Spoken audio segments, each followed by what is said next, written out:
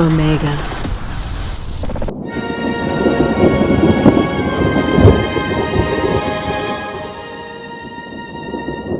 Spellwork Mastery.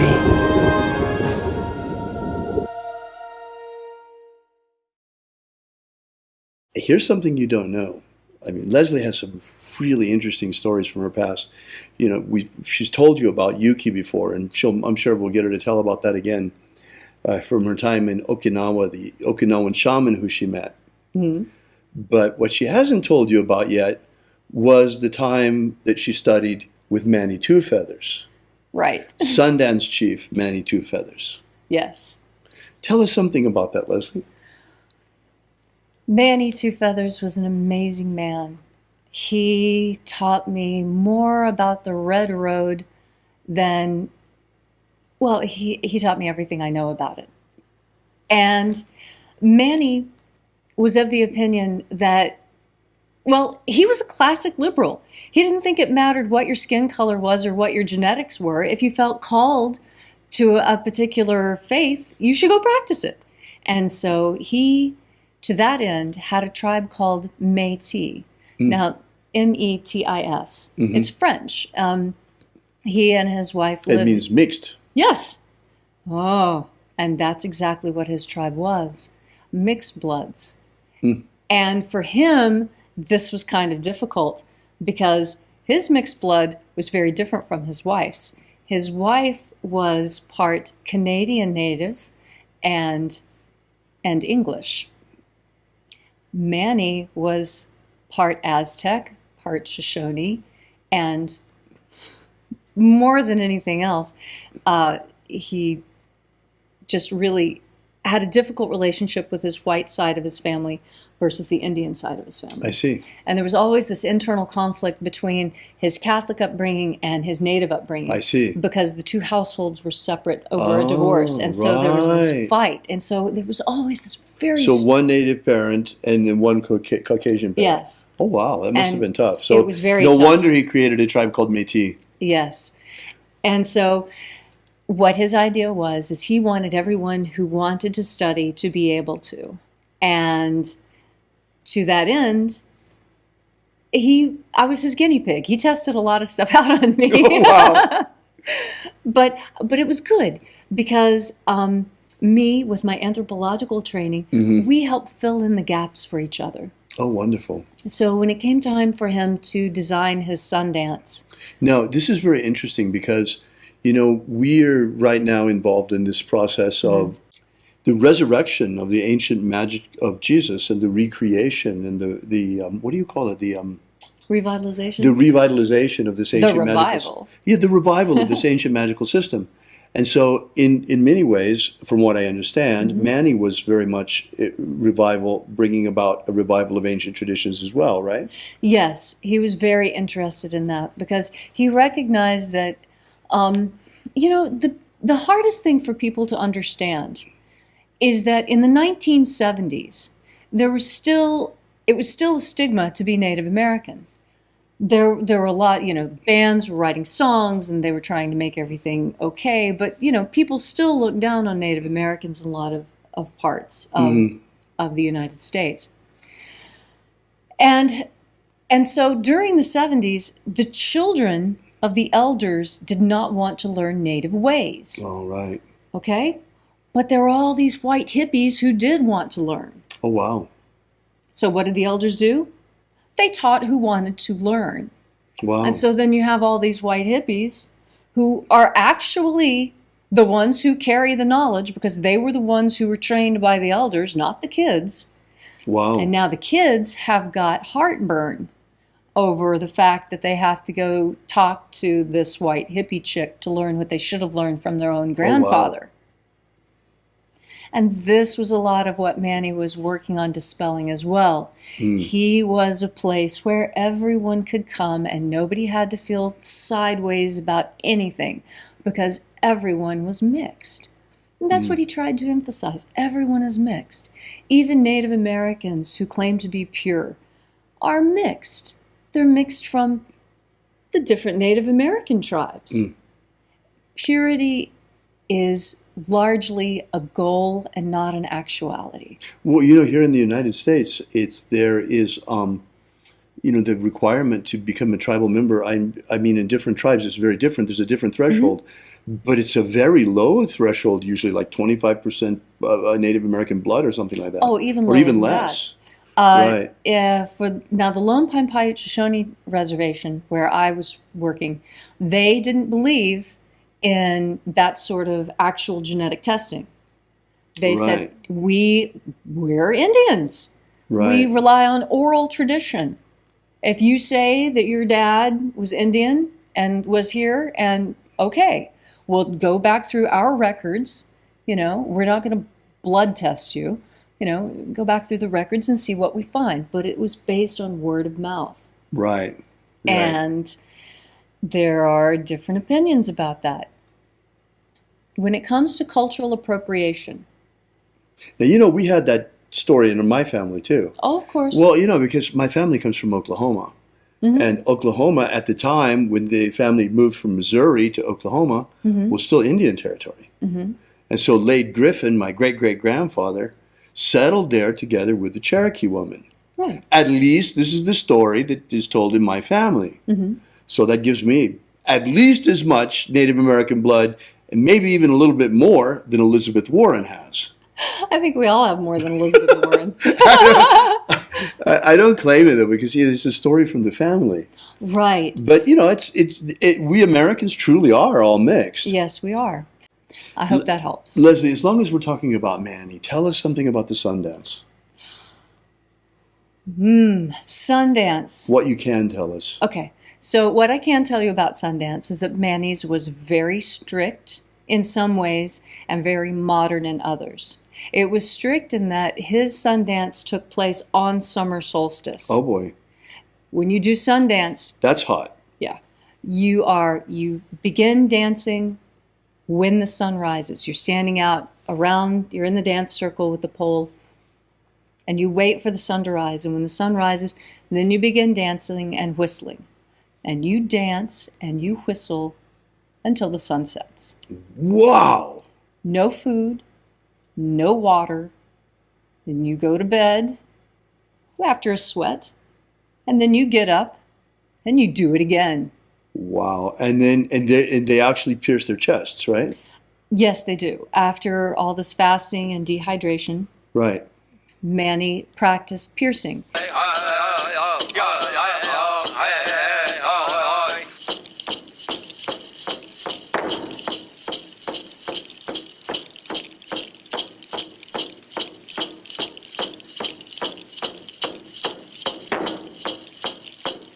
Oh, wow. And we erected a 65-foot tall cottonwood tree in the center of the dance circle. We had 65 foot high. Wow. It was amazing. Oh my goodness. It took a dozen fellas and a D9 to get it into place. Oh my goodness. A D9? What's a D9? A D9 is a type of bulldozer that's very large. Oh my goodness. Okay.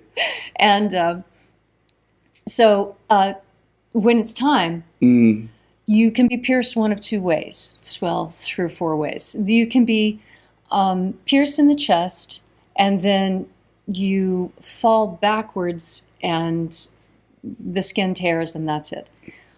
I happen to be there for the most extreme stuff because we really had some hardcore people who wanted to do this Sundance right, and they had a vision. And when you have a vision that you're going to do Sundance, it's the most powerful thing ever because there's 7 years of preparation, there's 7 years of participation, and then there's 7 years of teaching that you're required to do after. It's a 21-year commitment. Wow. And the fasting and the praying and the learning how to dance in the hot sun without water. My goodness. It's incredibly challenging. Now, only men, right, can dance? This is where Manny was liberal. Really? Yes. Oh my goodness. Traditionally, women do not participate in Sundance because women go through their own Sundance in the process of giving birth. Oh, wow. Mm-hmm. Birth is the most painful thing a woman ever does. Mm-hmm. She doesn't need to Sundance. Men have Sundance because they don't have birth. Mm-hmm. Now we live in a culture where there are many women who don't give birth.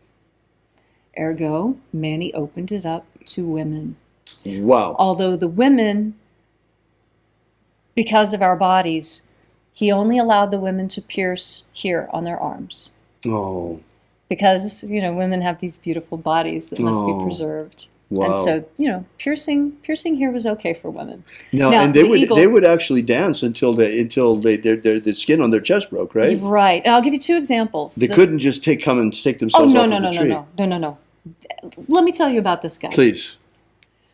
There was a fellow who he cried for a vision, and he had a strong vision, and he wanted to be an eagle dancer. Now, there's sun dancers, and there's sun dancers who are eagle dancers, and he opted for eagle. And what that means is that when the time comes for you to be pierced, you're pierced in 4 places, and then you are hoisted up and suspended, exactly like the illustrations of the Pawnee done by George Catlin in 1886, if anybody's interested in looking this up.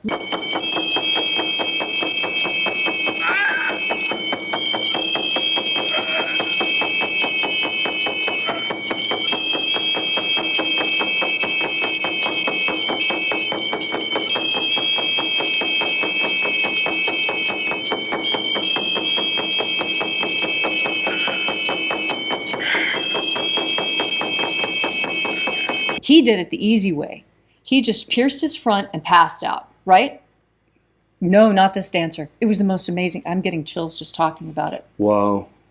He was pierced in the front and in the back. Manny always used surgical gloves and alcohol and sterile scalpels. The dancers brought their own bones, and then Manny would cut them, insert the bone, tie the lashes, and then 2 of the supporters that came with this dancer lifted him up into the tree while with his fans he flapped his arms. And he is to flap his arms and fly until the skin breaks and he falls. Wow, what a sacrifice. We counted 1 minute. We counted 2 minutes. We counted 3 minutes. We counted 5 minutes. We counted 7 minutes. We counted 10 minutes. We started to worry about him. 2 supporters grabbed his legs and tried to pull him off. 2 men, 2 grown men, lifted their feet off the ground while this man is still suspended and flapping, and his skin does not tear. Oh my goodness. And so these men jerked him off. Oh my goodness. And pulled him off, and the skin went. And they carried him off. Wow. He had to cry for his vision. Wow. The next dancer who went up was pierced. He leaned back. He fell down. It was as easy as if his skin was made of tissue paper. Wow. And Manny cuts them the same every time. Wow. This is what makes a sun dance chief so good, is his skill at inserting the bones. The eagle dancer really had to suffer. Wow. And it's the depth of your suffering that makes your passage through the rest of life easier. My goodness. And there were other hard dances too. There was one dancer who opted to drag buffalo skulls in the style of some Northern Plains Indians. And so he had 4 lashes put in his back. One here, and then the same on the other side. And so he was lashed 4 times. And so then they put on a buffalo skull, and he walks around the dance circle until it tears. Well, he made 1 lap and it didn't tear, so they attached another buffalo skull. And when they put on the buffalo skull, it's teeth down, so that it looks like these skulls are dancing along behind as he's pulling himself like he's skiing, because it really is hard to drag. And there's blood streaming down his back, but he can't say a word, cannot scream, cannot cry.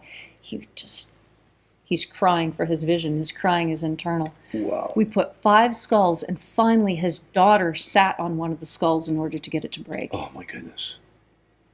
And yet there are people who will go up and they dance to the tree, and they get their lashes on, and then they back up and And it just breaks immediately. Wow. And it is the decision of the Creator as to when that will break. When have you really suffered enough? Oh my goodness. It is the decision of God. And everyone can see. Everyone can see how much suffering is required of you. My goodness. Man, he was incredible. He took the Sundance Oath and it became his life. Fantastic. He was really a beautiful soul.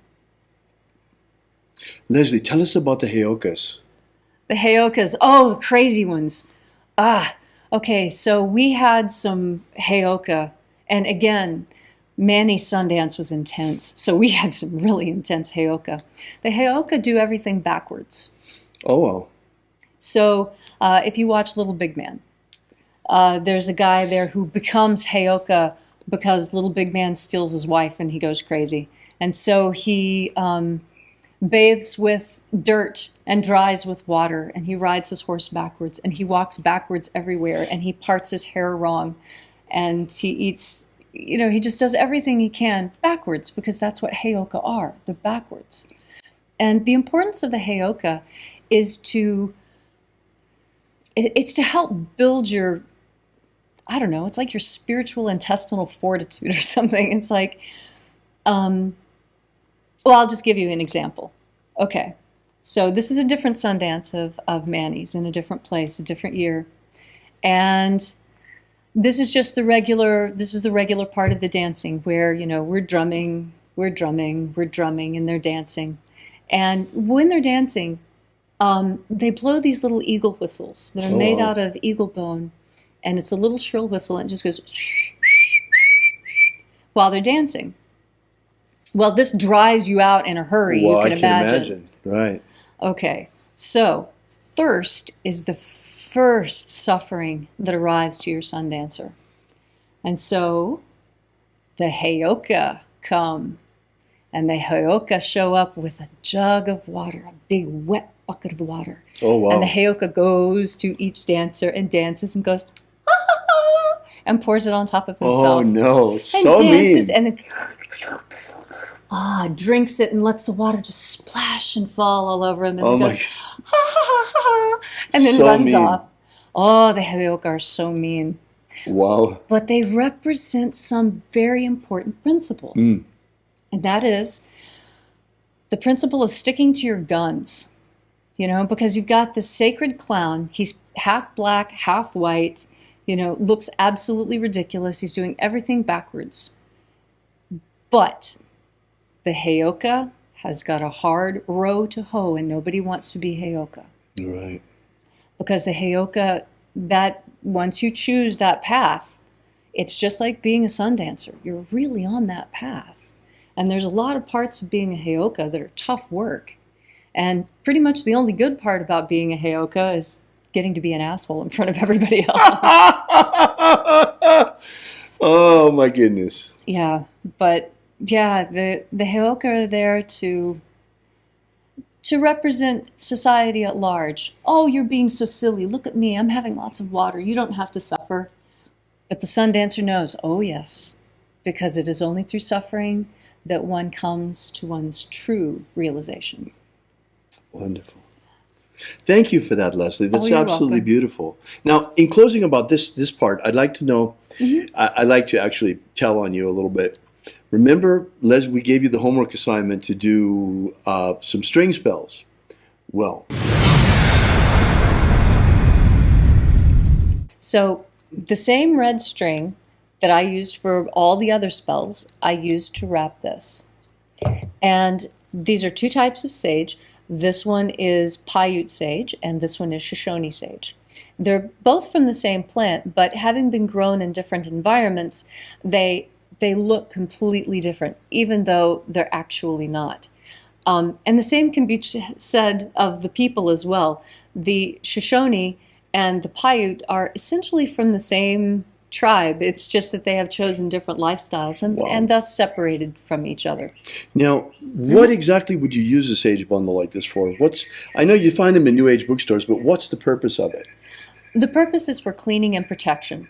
Actually, a sage bundle accomplishes about the same thing that the Kabbalistic cross and the lesser banishing ritual of the pentagram accomplish in Golden Dawn magic. Interesting. You know, I'd like to interject something into that too, and that is that the power of genius loci, the power of place, and the power of the egregore of a place have a lot to do with that too. Because I actually have worked with sage bundles a lot and with frankincense. And I've noticed that sage bundles, if you use them in Europe, they don't work well.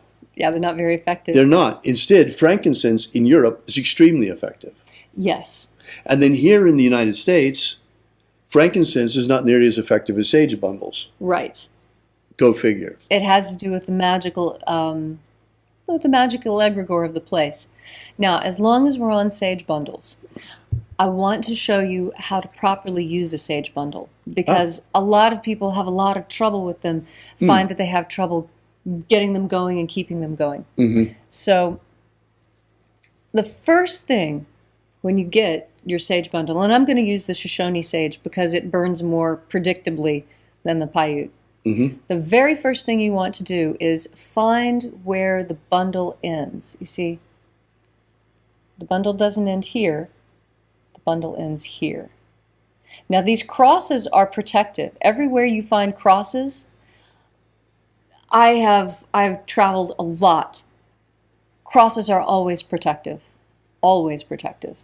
And so the red, the crosses, the sage itself, this is all of it is for protection and cleansing and purification. Fantastic. Now, when you find the end, what you want to do is you want to lift it off, okay? And your sage bundle is going to crumble a little bit. Don't be alarmed. You know, it's a dry herb. It will do that. And see how the string starts to come off? You want to take the string off of your sage bundle before you light it. Please, please, take the string off before you light it. Cotton string smells terrible when it's burning, and it really interferes with the properties of the sage. So you don't actually have to take it all the way off. Just take it down to where it's not going to be a hassle anymore. All right. Now, how are we going to light this? Well, you don't light it like a candle, that's for sure. You want to turn it upside down like this, okay? And then you light it.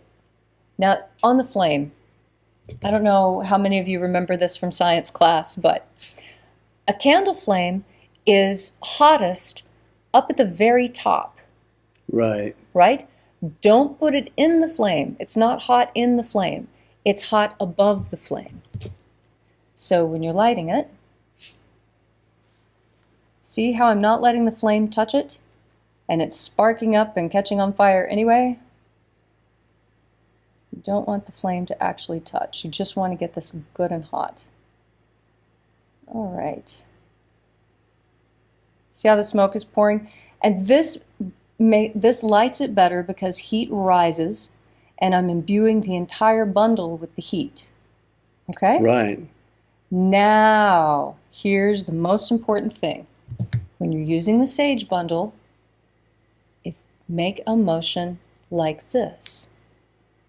Because what I'm doing is I'm forcing air into the end here. See the burning end? When you push it forward, see, watch. Oh, this is great. You can really see it. See how when I push forward, it makes it burn more brightly? Oh, yeah, absolutely. Okay? This is why you make this motion with the sage bundle. It's also a very protective motion, right? So if you're smudging walls, you go like this. And you're carving and you're pushing all of this. And that way, your sage bundle stays nice and lit and it doesn't burn out. Anytime your sage bundle looks like it's getting ready to burn out, you turn it upside down, let the heat rise up.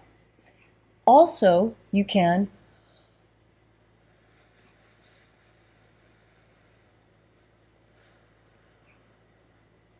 blow on it. And when you blow on it, you can direct the air more. Now, if I'm going to smudge you, rather than making these sharp movements, right, because I don't want to accidentally get anything on him. Cover me full of ash. So when you're doing this, you know, just go very gently. You don't have to get close to the person.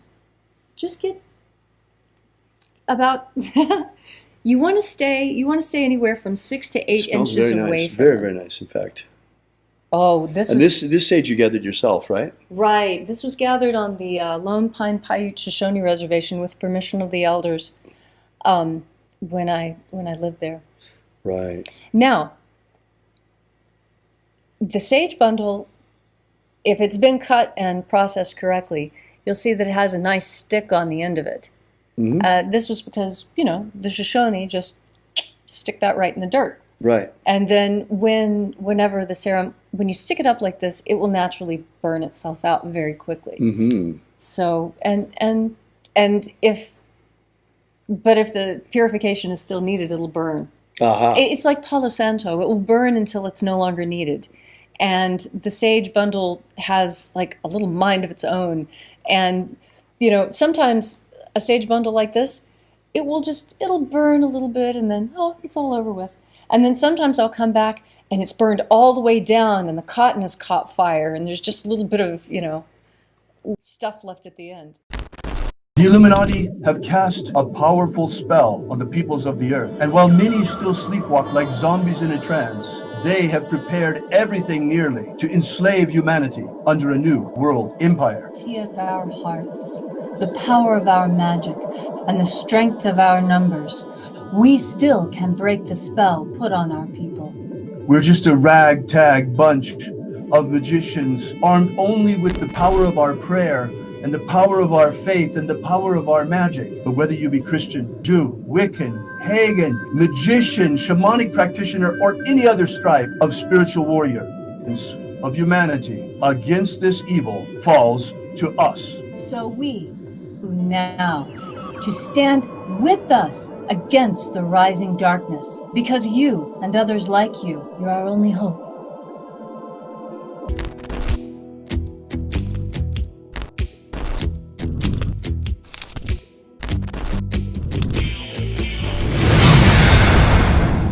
Have you ever wanted to gain real magical abilities so you can become the master of your destiny? Do you wish you could get the ancient secret key for free so you can build the life of your dreams? If you've wanted more out of life, to become all that you can be, physically, romantically, financially, spiritually, then you need to take action and get this right now. That's right, and for free, but it won't be available for much longer. So go right now to thescienceofmiracles.com and get started. Achieve the prosperous life you want for yourself. Gain ultimate life mastery. Are you familiar with the Rosicrucian with what's his name? He's popular in the States. He's the president or the from the Golden Dawn. What's his name?